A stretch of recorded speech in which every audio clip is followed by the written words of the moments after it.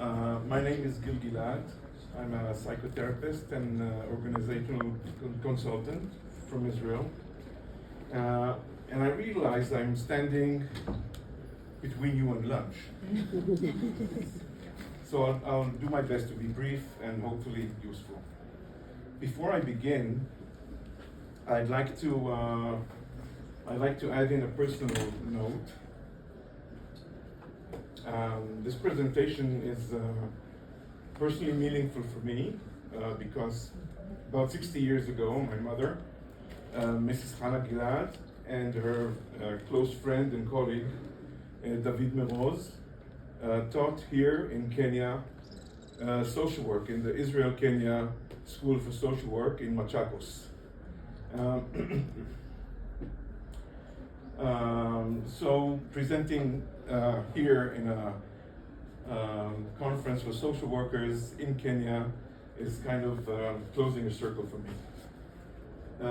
Also with me here are Tami Meroz, David's daughter, and Afia Mugambo, that was one of their students.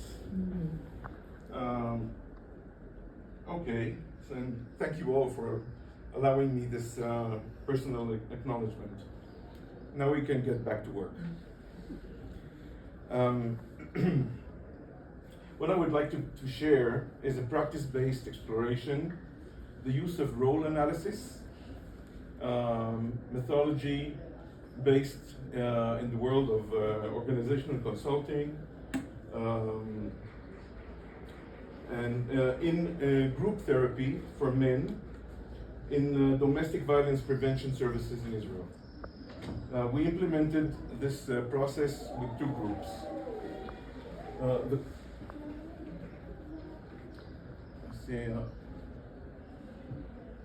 Okay, finally, I understand it's very clear, so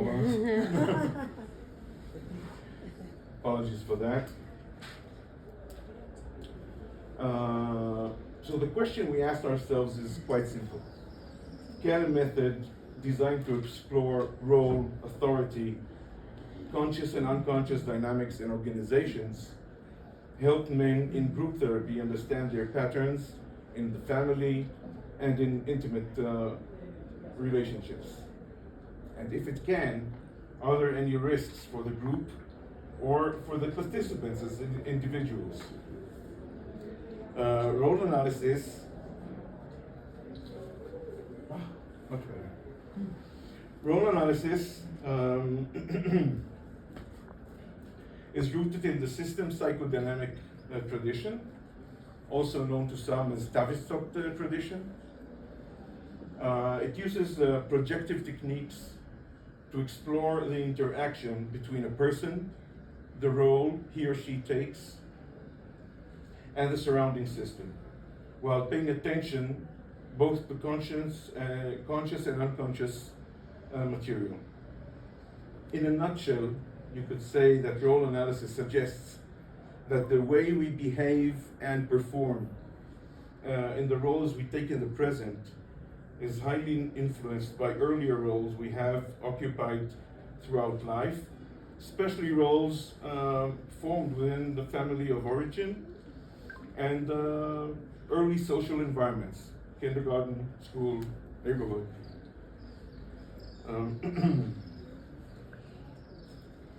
Many intervention groups in Israel are part of the National Welfare Framework for domestic violence prevention.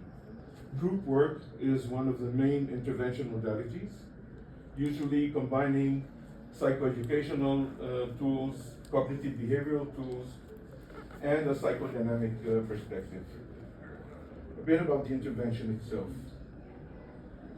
Clear again, sorry for that.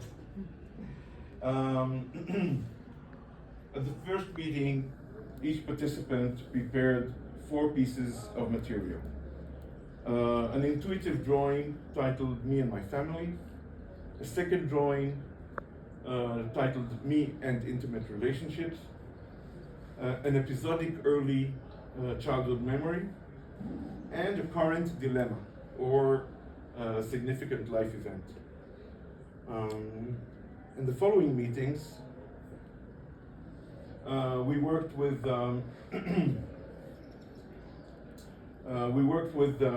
one participant at a time.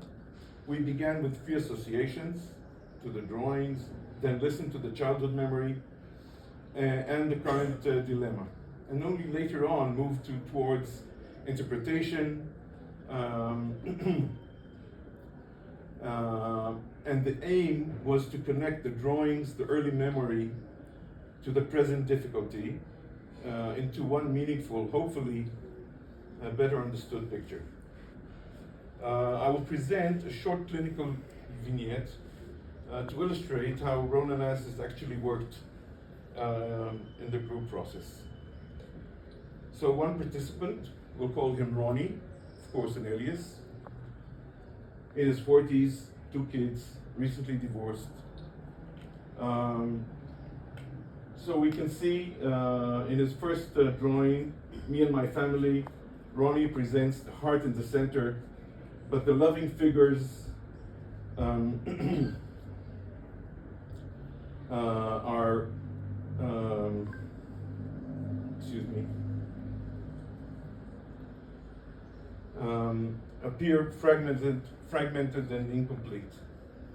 In the second drawing, me and intimate relationships, he drew himself alone,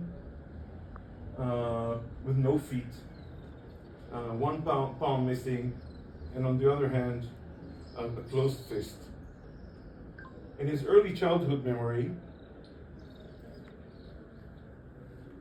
at the age of 4 or 5, Ronnie describes going to play in the neighborhood with a tricycle. Older kids took the tricycle from him and beat him up. He came back home crying without the tricycle. But when he turned to his mother for comfort, she punished him for coming back without the tricycle.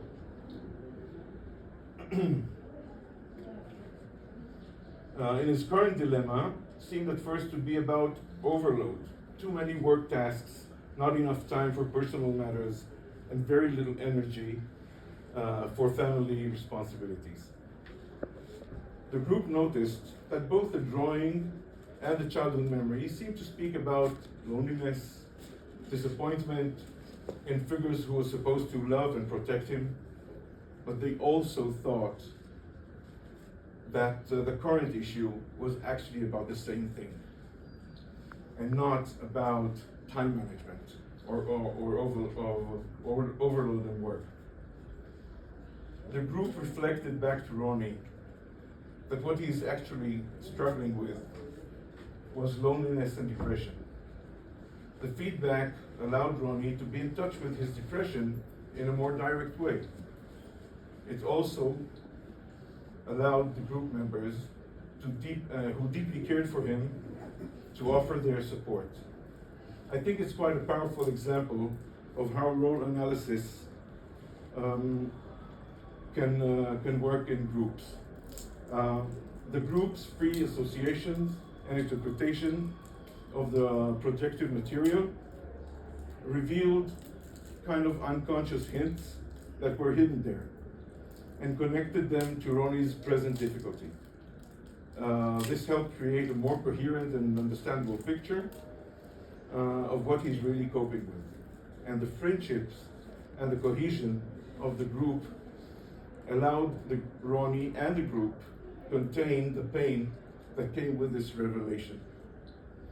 From the vignette, let's move to results and conclusions. Well, as in organizational work, we thought that role analysis could provide relatively quick access to emotionally significant material, help participants better understand their lives, and also strengthen the cohesion and the relationships in the group. At the same time, we were concerned about destabilization in the group. First of all, bringing an outside facilitator might interrupt ongoing processes in the group, and especially the possibility that the method might challenge individual or group defenses too strongly. As to our results, Contrary to our fears, both groups described the experience as positive and empowering. Participants showed different levels of exposure and engagement, and the groups were able to contain these differences without any unusual tension. One more indication of the impact of the process was that materials that came up in the process continued to resonate in the groups for about a year after the intervention. As to our conclusions and recommendations, looking back at our concerns about exposure and disruption of defenses, it seems that the setting, attentive facilitation, and the group's own capacities created sufficient containment.